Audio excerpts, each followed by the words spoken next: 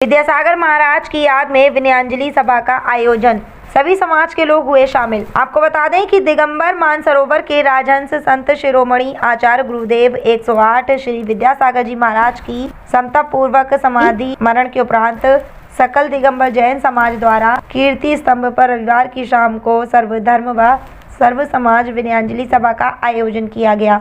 विनयाञ्जलि सभा में पिछोर भाजपा विधायक प्रीतम सिंह लोधी के प्रतिनिधि रूप उनके बड़े बेटे राकेश लोधी, विश्व हिंदू परिषद संगठन, RSS विद्यार्थी परिषद, क्षेत्रीय महासभा, करणी सेना, समस्त राजनीतिक पार्टियों एवं समस्त प्रशासनिक अधिकारी व शासन वर्ग के साथ समस्त पार्षदगण, जैन समाज और सर्व समाज ने श्रद्धांजलि अर्पित की। श्रद्धांजलि सभा में उपस्थित जनों ने आचार्य श्री विद्यासागर जी महाराज के संबंध में अपने विचार व्यक्त करते हुए बताया कि हम सभी बहुत भाग्यशाली हैं कि हमें साक्षात भगवान आचार्य श्री विद्यासागर जी महाराज का दर्शन, सानिध्य और आशीर्वाद मिला।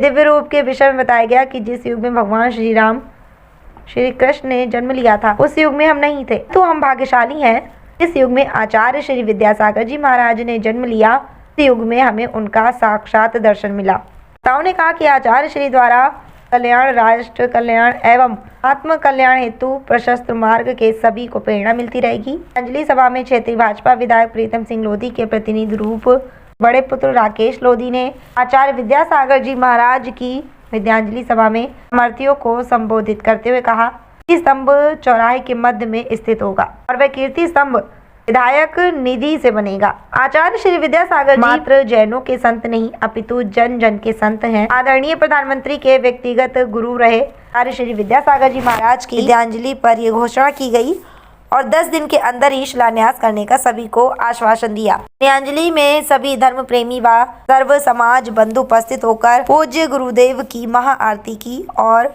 श्रद्धा सुमन अर्पित किए।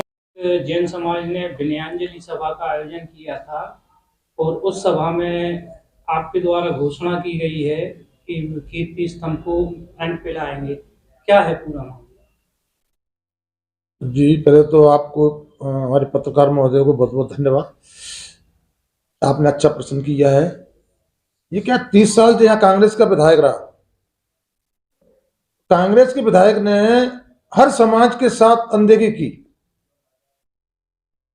मैंने पहले भी बाबा साहब की मूर्ति लगाने में आवाज उठाई थी। जो कोई आवाज उठाता था उसकी आवाज को दबा दिया जाता था। मैंने आवाज उठाई बाबा साहब के लिए तो मेरे पे भी केस लगा दिए थे। आप सबको पता होगा खनिया जाने में जो कोई आवाज उठाता था उसकी आवाज को दफन करने का काम कांग्रेस का विधायक करता था। ऐसे ही इनने जन समाज के साथ किया। जन समाज स्तंभ लगाना चाह रही थी, नहीं लगने दिया, वो भी साइड में लगाया। इसलिए अब भारतीय जनता पार्टी की सरकार है, भारतीय जनता पार्टी का विधायक है, हम इसको फ्रंट पे लाना चाहते हैं। हमारी कोशिश है और हम इसको फ्रंट पे लाएंगे और ताकि जैन समाज के साथ जो पहले अनदेखी हुई है तो उनके सब न्याय हो सके। उनके भी ऐतिहासिक धरोहरें हैं सारी समाजों की। जब ऐतिहासिक धरोहरें हैं, अगर हम पूर्वजनों को याद नहीं करेंगे तो अगली पीढ़ी को हम कैसे बताएंगे कि हमारे पूर्वजनों ने क्या किया था। उसके लिए हम भरपूर प्रयास करेंगे। और भी मैंने चीज देखी है यहाँ पर 30 साल के जो विधायक ने सारी समाजों के जितनी भी प्रतिमाएं और जितने भी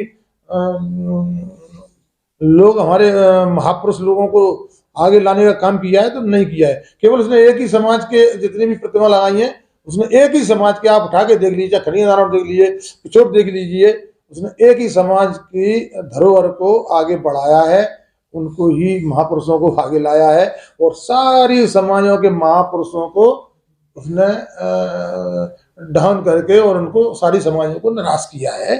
अब मेरा इच्छा ये है कि सारी समाजों की हम धरोहर को और सारी समाजों के ऐतिहासिक जो हुए हैं उनको आगे लाने का काम अब मैं करूंगा।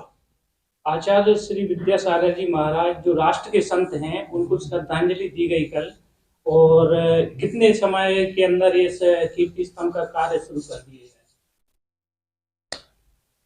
अब कार्य तो हम शुरू कर रहे हैं, अधिकारियों से मेरी बात चल रही है। जल्द से जल्द हम इस चीज को करेंगे, तो आपको जल्द से जल्द देखने को मिलेगा। अब 2-3 अधिकारी और रह गए हैं हमारे जिले के, उनसे मेरी चर्चा और होनी है। हम उनसे चर्चा करके नहीं मैं आपको बता दूंगा जिस तारीख को हम करेंगे उस तारीख को मैं आपको बता दूंगा।